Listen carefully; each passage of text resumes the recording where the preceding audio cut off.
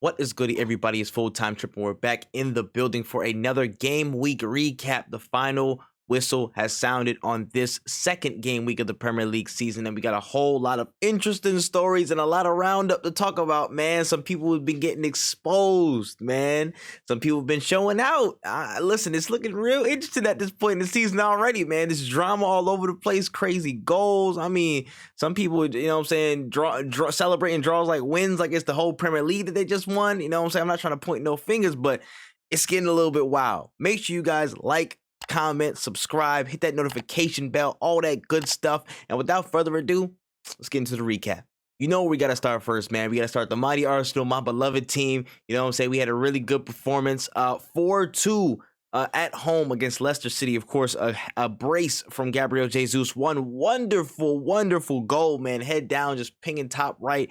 It was elite stuff, man. Great header at the back post as well. Xhaka with a good goal from a spill from the opposite keeper. Danny Ward had a little bit of a mistake that I believe Jesus forced a little bit, and Xhaka capitalized. Gabriel Martinelli as well, taking a ball from, deep midfield. I'd say probably a little bit past the halfway line and just drove it into the bottom right corner. Really good goal, deserved it as well.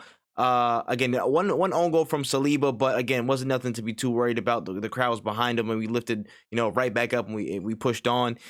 James Maddison with a goal as well. Overall, our performance-wise, man, I just say we were good. It's just the second half control that Arsenal still need to address full time.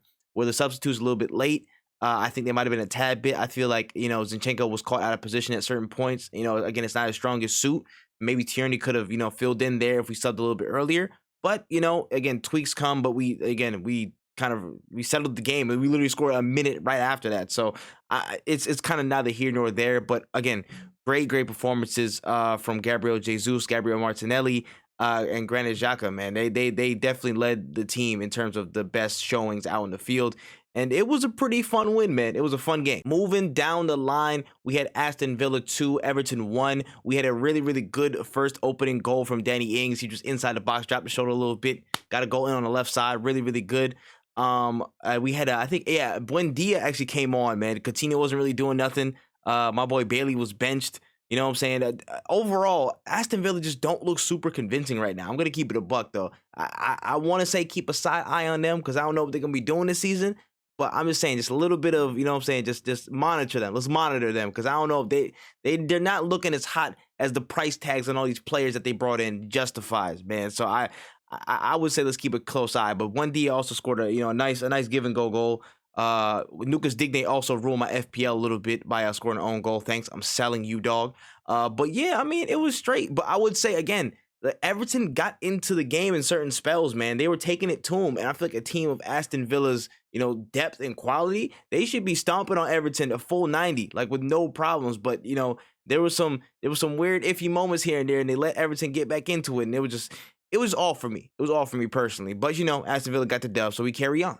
Next up, we had Brighton Hove Albion versus Newcastle United. I didn't really catch this game much. I just caught the highlights on the back end just to see if anything was going on. But it looked like a super, bog standard, mid-table game. Not too much going on. But Brighton seemed to have gotten the better of them in some exchanges. They just didn't really finish their chances. I'd say in the latter stage of the game, Newcastle definitely had, some good moments, and they had chances to score, as well as in the beginning of the game as well. I think St. Maximin was, again, pretty much pulling the strings and making some things happen at certain points. But I think the most of it was definitely Brighton. Come away with the point at the Amex for Newcastle. I think that may be good because it could have been trouble. But I think for Newcastle, they just need that striker, man. They need another attacker to really take them over the top. They can't be having games like this if they want to get back into that top level where they don't have enough attacking quality, man. I feel like they just need that. And again, the other midfield like we were talking about in previous videos. But I mean, bog standard draw. On to the other major, not major, boring game. Really not too much going on except for Mitrovic, man. Oh my goodness, bro. Mitrovic looking like the Serbian Big Show, bro. The Serbian Walter from WWE, man. Serbian Gunta. I listen, my man he missed the penalty for one, and then just absolutely floor Morgan Gibbs White and was about to literally choke slam this man. But his the Wolves teammates held him back. They had to separate him a little bit. But in all honesty, though, Wolves should have won this game. Wolves really should have won this game. There was chances left, right, and center. Pedro Neto was ripping man up on the left-hand side. He was making things happen nonstop. I think there was a chance that Podence missed early in the game. Like, I think the chance, like, it fell through, like the keeper spilled it, and then Neto got it and then fed it through to the right side, and Podence was free on that end, and he just didn't make it happen.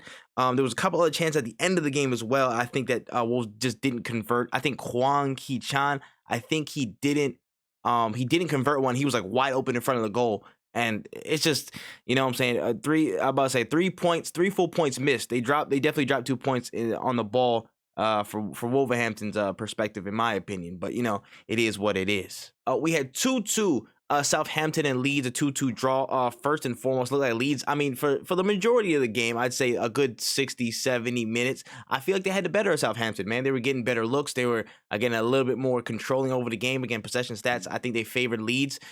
2 good goals on the left-hand side, man. He just poaching it. Rodrigo was just running right place, right time. One ball was fed in for the first, and he just tucked it in near post. Was really, really good. The second one, I believe, was just, you know, a free header. I think it might have tipped off a player. It came off a player before it bounced right to him, but he was in right place, right time. Rodrigo knotted it in. But the 2 goals from Southampton were quality, bro. They were quality, man. First and foremost, Joe Aribo, man. I'm not gonna lie, he could dribble, son. He could dribble. If you've seen his first goal, bro, he said a ball came from the left hand side from Armstrong. He just took it in, corralled it, dribbled 1-2, right past the keeper, bro. He didn't even see it, and he just smashed it home to the bottom left. That was a really good goal. Kyle Walker-Peters also got a really, really, really good goal, man. I don't know who was that. I think it was Seko Mara. Seko Mara played a splitting ball. That ball was perfection. And then Kyle Walker-Peters just takes one touch, smash it home near post.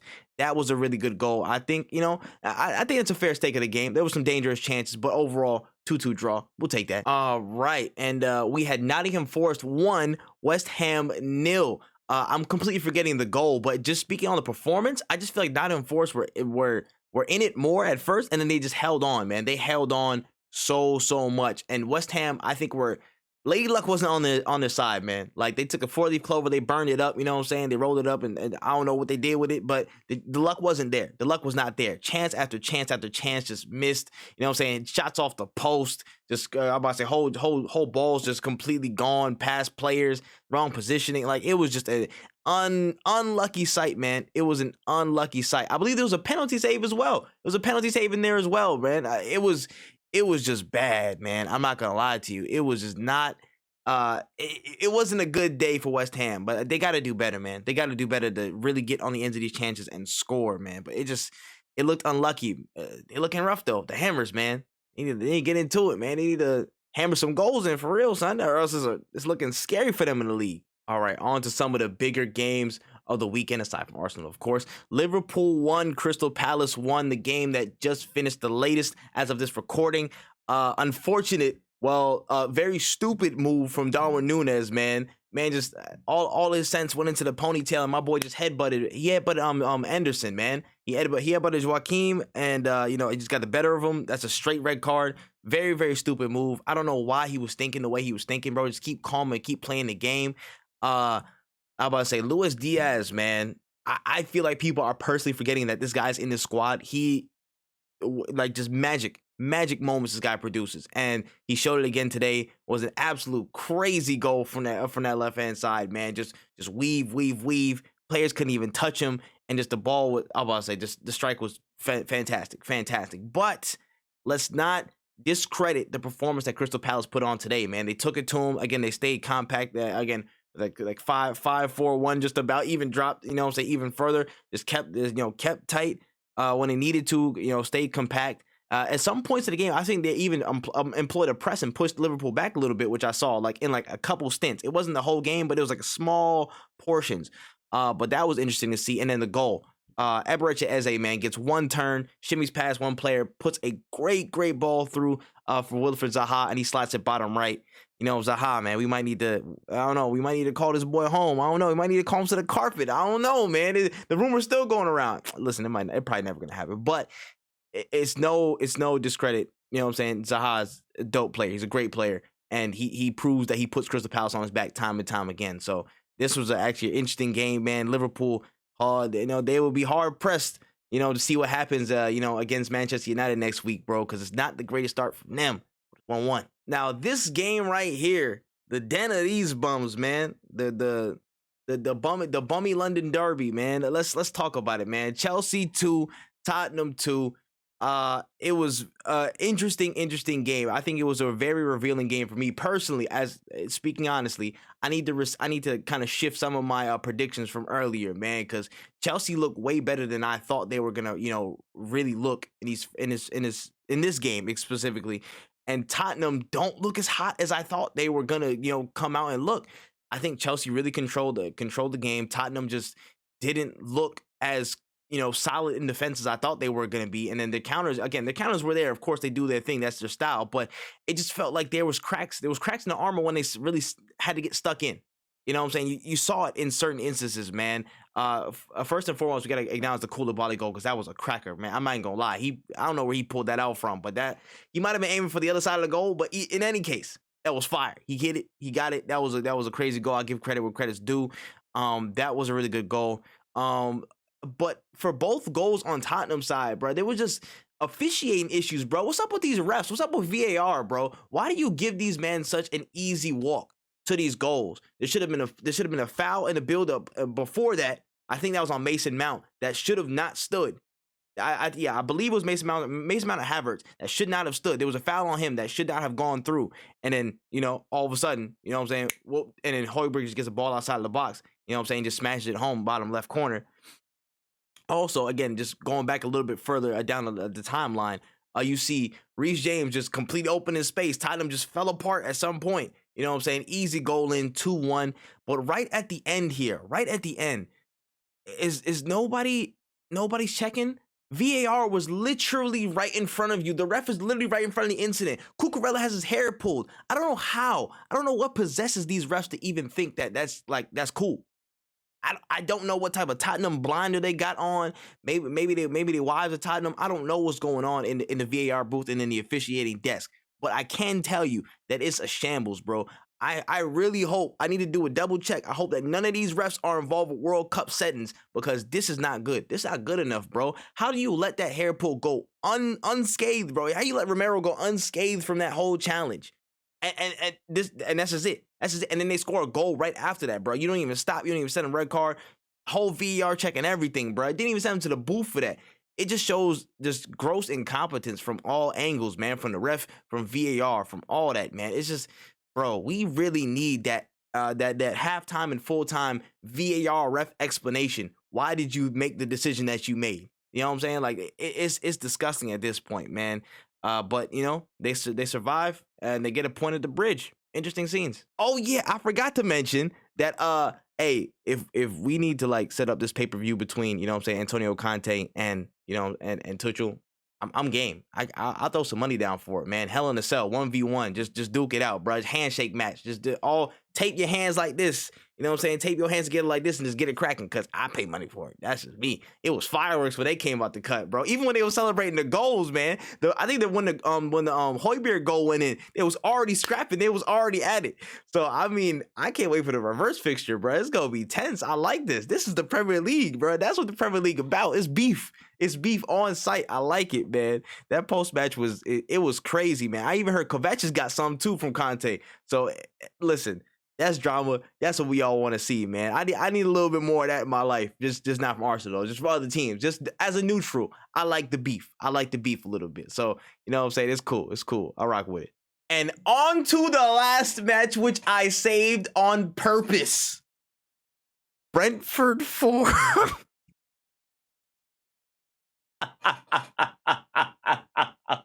Oh my God. Manchester United.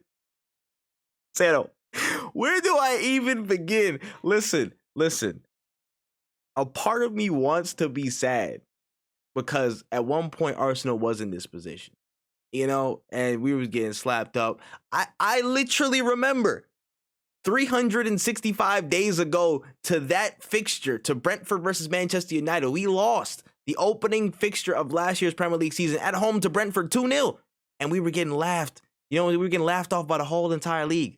All fan bases was coming right out on us, man. We're not good, but blah, blah, blah. This is a rap, blah, blah, blah. You know what I'm saying? His record's being broken on us. Da.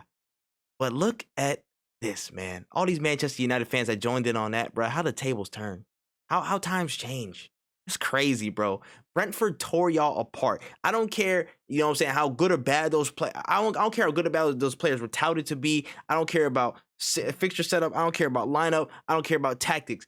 Brentford tore them apart. Brentford tore them apart. That's down to bad performances, bro. As a neutral, I would say there's only so much that Ten Hag can do. But in this situation, it's slanderous, bro. Let's talk about it, man. Lizzie McGuire at the back, bro. Lizzie McGuire, Lissandro Martinez, and Harry Mack. Disney Channel defense, bro. They're not good partnership. But I don't know why you sticking this guy center back. You're sticking literally half man, half amazing without the second half of that statement. Literally in central defense, bros. They can put him somewhere else. He's gonna get literally like tossed around by Ivan Toney. It's dead ass a mismatch, bro. Rey Mysterio versus Big Show vibes. Listen, I'm just saying, there's just certain things that players are not up to snuff in doing, and this squad, Manchester United, you already know is rotten. I've already laughed at all the jokes around the sun, but we got to give credit where credit's due to Brentford. They did what they can. I think it was like the third or fourth goal. I think it was a ball from Toney off the left-hand side I think it was into Mbumo, and it was good, man. It was good.